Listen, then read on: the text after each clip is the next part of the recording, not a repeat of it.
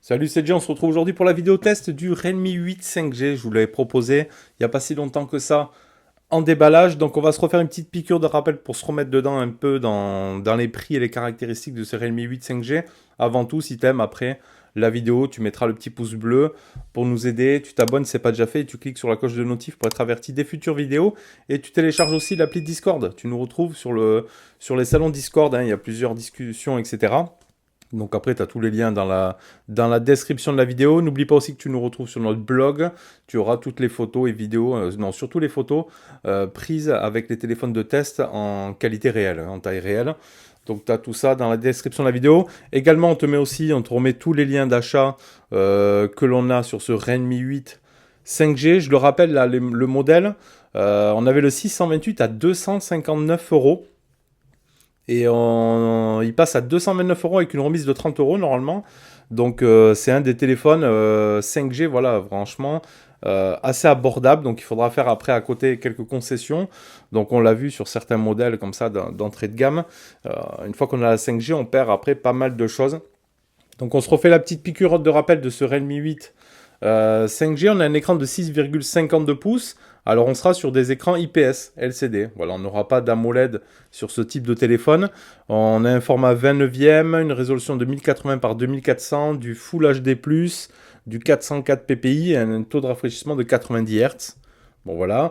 En termes de processeur, on aura un Mediatek, un Dimensity 700, gravé en 7 nanomètres, 2,2 GHz de cadence. Le GPU, c'est du Mali G57 MC2. Sur la partie frontale, donc on aura un écran perforé ici avec une caméra de 16 mégapixels, une Sony en ouverture 2.1. Bon, on aura un menton un petit peu imposant. Voilà, je le rappelle, un téléphone dans les 200 €, c'est quand même plutôt pas mal. 4 Go de RAM LPDDR4X et 128 Go en UFS 2.1. Il devait sortir un score en tout de 250 000 points, hein, ce qu'on avait vu lors du déballage. On va voir ce que ça a donné en réel. Bon, on bénéficie quand même de l'USB Type C. On a quand même un prise jack micro haut-parleur. Des dimensions, l'épaisseur de 8,5. Donc c'est assez raisonnable. Bon, la conception après c'est plastique. On avait un capteur d'empreinte latéral, hein, sur le bouton power ici, qui fonctionne bien.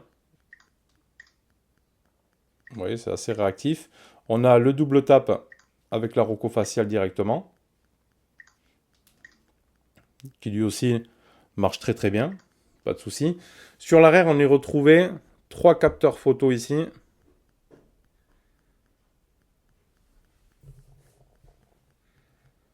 Là.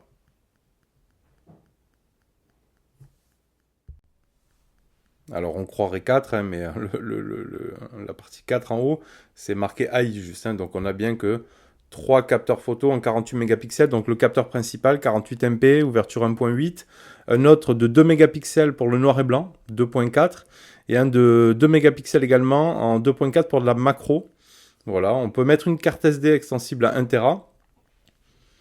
Ensuite, il était full 5G, full 4G, la Wi-Fi 2,4 et 5 GHz, un Bluetooth 5.1, du NFC et un poids de 185 grammes pour 5000 mAh de batterie avec une petite charge 18 watts, une petite charge sympathique, pas de la méga charge rapide, mais de la charge 18 watts dessus.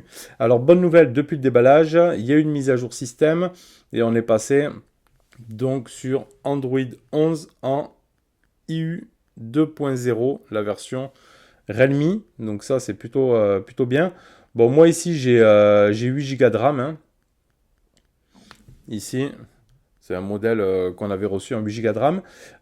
Donc on peut aussi augmenter la RAM. Lorsque l'espace de stockage est suffisant, vous pouvez en utiliser une partie pour augmenter votre RAM. Donc on peut monter à 5 Go. Donc c'est pas mal ça, hein. Donc ouais, 8 Go plus 3 Go. On peut diminuer, bon, c'est plutôt, ça peut servir en cas de besoin de performance ou autre. Donc ça peut nous servir à faire ça. Notre partie affichage ici, donc on peut changer le mode d'écran d'accueil, soit avoir le tiroir d'application ou avoir tout sur le bureau, ce que j'ai choisi moi, le remplissage auto des icônes, la disposition, le verrouillage de l'écran d'accueil pour éviter de faire des bêtises, et effectuer un balayage vers le bas sur l'écran d'accueil. Moi j'ai choisi, hop, directement comme ça, on a accès au centre de notif et avec le centre de contrôle aussi. Ça évite d'aller chercher vraiment tout en haut, donc ça peut servir. Ici, on repart dans l'affichage. Donc, on aura le mode sombre, la luminosité auto, le confort des yeux, etc. Plus, et le taux de rafraîchissement, soit en mode automatique, en 60 ou en 90 Hz. Donc après, même si on a un écran LCD IPS, on peut avoir quand même du 90 Hz. Ça peut être pas mal. Sinon, on y retrouve quoi dans les connectivités? On avait du NFC. Ok, toucher pour payer, l'Android Beam, l'Android Auto également. Donc les connectivités, de la personnalisation. Donc ici on pourra personnaliser tout ce qui va être les thèmes, les fonds d'écran, les styles d'icônes, les dispositions, les couleurs aussi. On peut choisir des couleurs, hein. Donc ça peut être sympa à choisir tout ça. Par exemple si on met du jaune normalement, hop, application. Et là on a tout qui est jaune ici en haut. Donc ça c'est plutôt sympa de pouvoir personnaliser comme ça, hop. Ici, on passe sur du bleu clair. Les styles d'icônes, etc.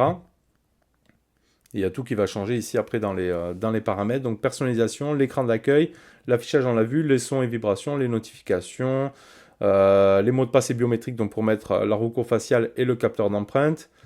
Des services intelligents ici, ça va être pour la conduite auto et des modes vélo également. Si vous faites pas mal de vélo. Des outils confort, on aura quoi? La navigation, les gestes et mouvements. Hop, donc j'avais laissé les boutons, on peut y mettre les gestes sur écran, on peut toucher 2 fois pour allumer l'écran, on peut mettre des petits raccourcis, etc. Balayage avec 3 doigts, soulever pour activer, prendre automatiquement des photos, etc.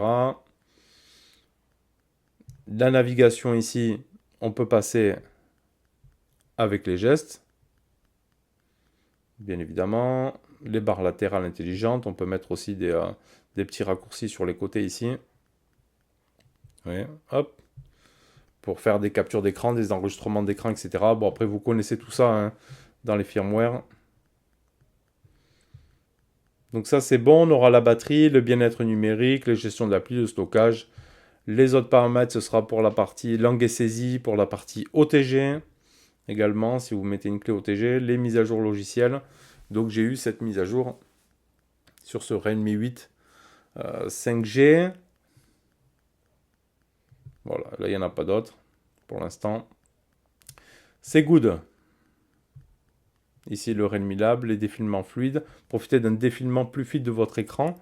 Donc ça peut être pas mal à activer aussi. Des capsules de sommeil. Bon, tout un tas après de petits réglages. Ici on aura la partie OK Google. Sur la partie gauche vous retrouverez votre page aussi, votre page Google. Après c'est fluide, ça va, c'est quand même plutôt pas mal à utiliser. La définition d'écran est plutôt sympa aussi. On a du Full HD+. Après, on n'est pas sur des foudres de guerre, je le rappelle, on est sur un téléphone dans une tranche de 200 et quelques euros. Et sur Keymovie, il était donné pour du 250 000 points.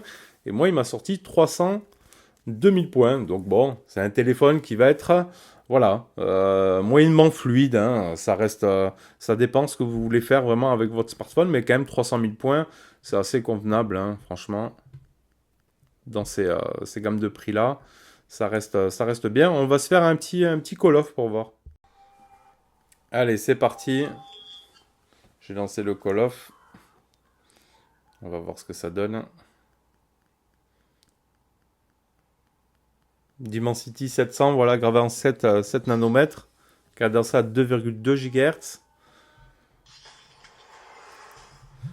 C'est pas des puces gamer, mais on va quand même pouvoir faire tourner des jeux, quoi.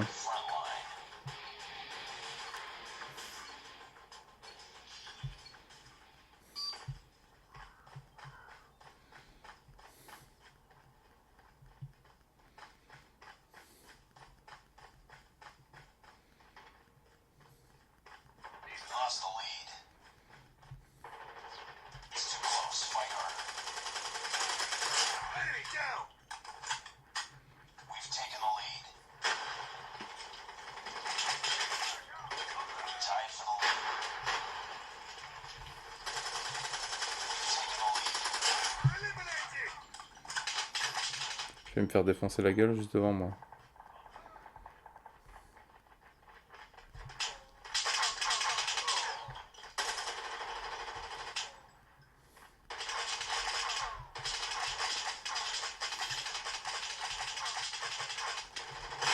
Voilà, je me suis fait shooter directement. Oui, on peut quand même faire du jeu avec ces petits téléphones. Je me suis pris une balle dans le dos direct. Je vais reprendre mon arme. Ah non, le couteau, j'ai que ça là. Allez, on se refait un petit truc, va.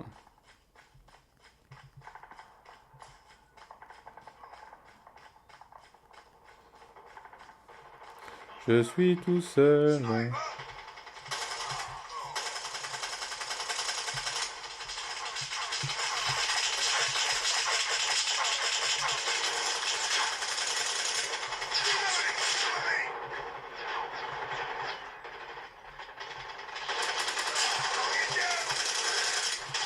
Je me fais canarder, moi.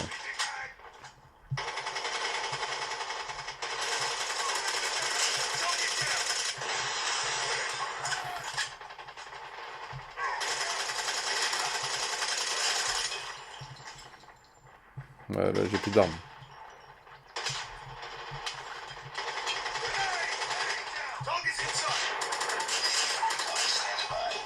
Bon, je m'en sors pas mal.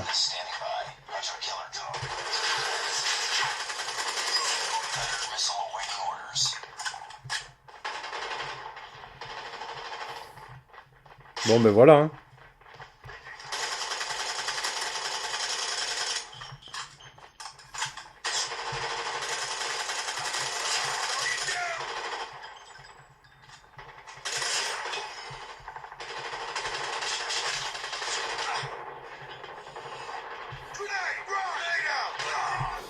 Je suis mort. Donc ça se joue quand même pas mal. Le petit Call of dessus. Hop.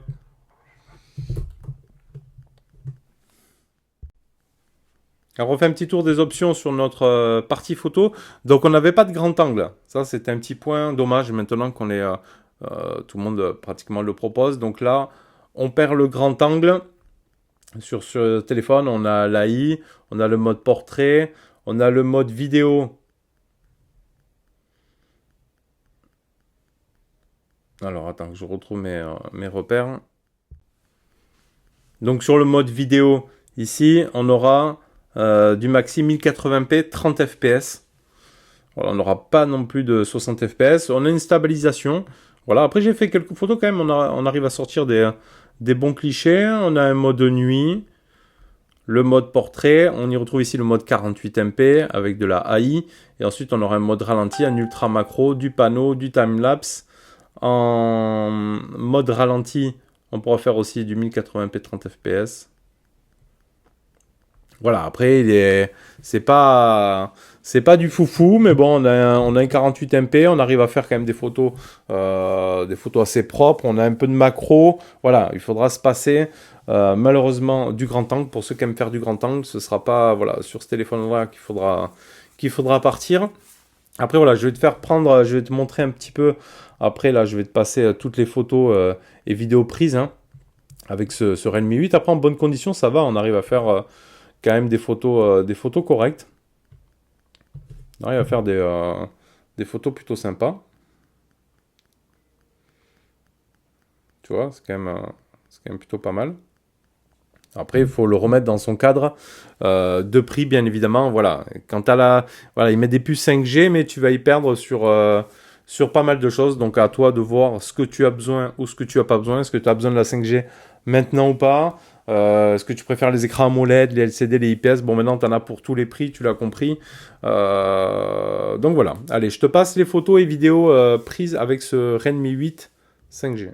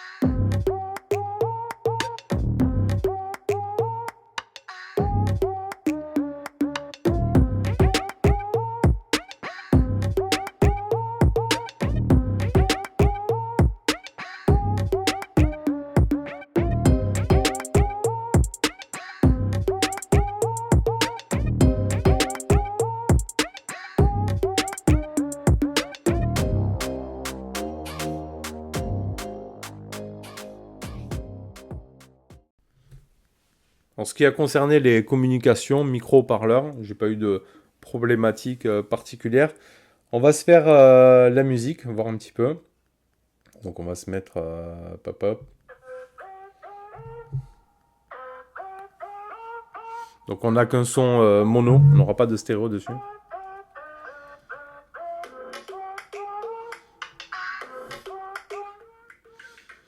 On a un son propre, mais pas super puissant quand même. Là, je suis à fond là.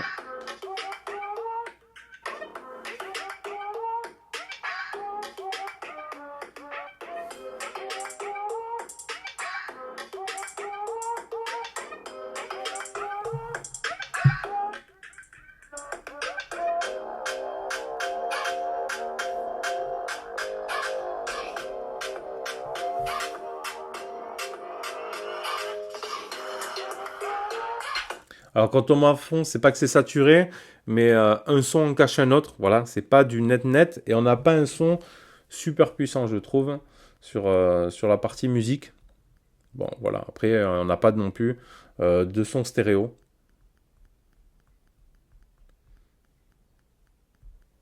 Allez, on va se regarder la partie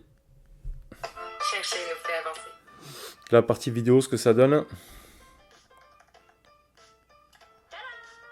Bon, on passe la pub.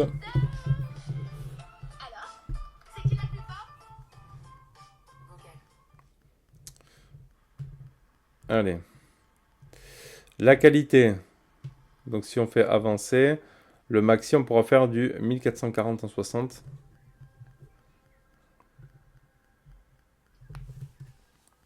Donc là, je suis en je vais y arriver. Luminosité max. Hop, on se remet là. J'ai perdu le fil. Je suis en luminosité à fond. Elle n'est pas non plus super puissante, la luminosité.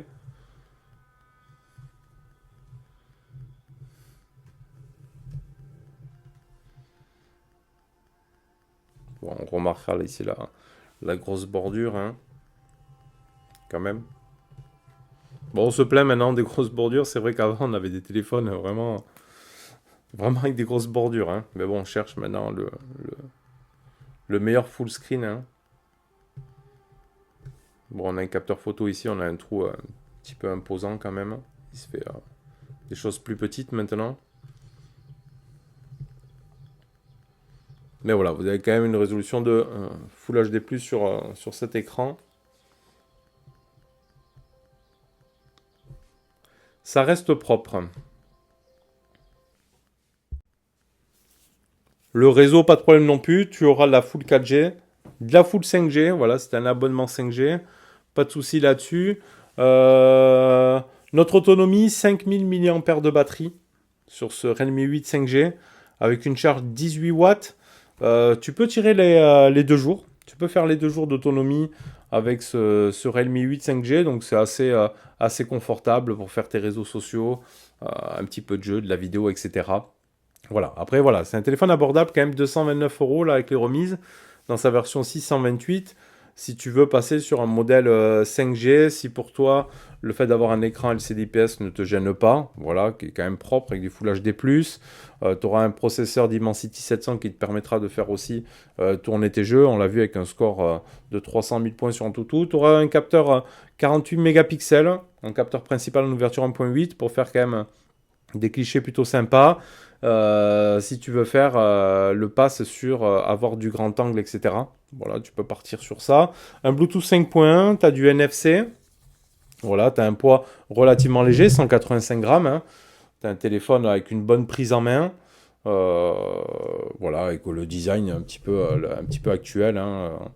sur ce qui se fait sur le marché. Voilà, n'hésite pas toi aussi à nous faire tes petits retours, hein. Si tu as ce Redmi 8 5G, si tu as franchi le cap pour l'acheter, fais-nous tes petits retours d'expérience. Qu'est-ce que tu en penses toi aussi? Bon, je le répète, nous on teste les téléphones une semaine. On peut pas faire des méga retours ou vous dire que tout est parfait. On vous dit notre ressenti sur une semaine d'utilisation. Peut-être que toi tu l'as depuis plus longtemps. Fais-nous tes petits retours dans les commentaires. N'hésite pas à mettre un petit pouce bleu si la vidéo bien sûr t'a plu, de t'abonner si ce n'est pas déjà fait et de cliquer sur la cloche de notif si tu veux être averti des futures vidéos. Après sur Realme 8 5G, je vais tester le Realme C21. Là on sera vraiment dans l'entrée de gamme, hein, de chez Realme.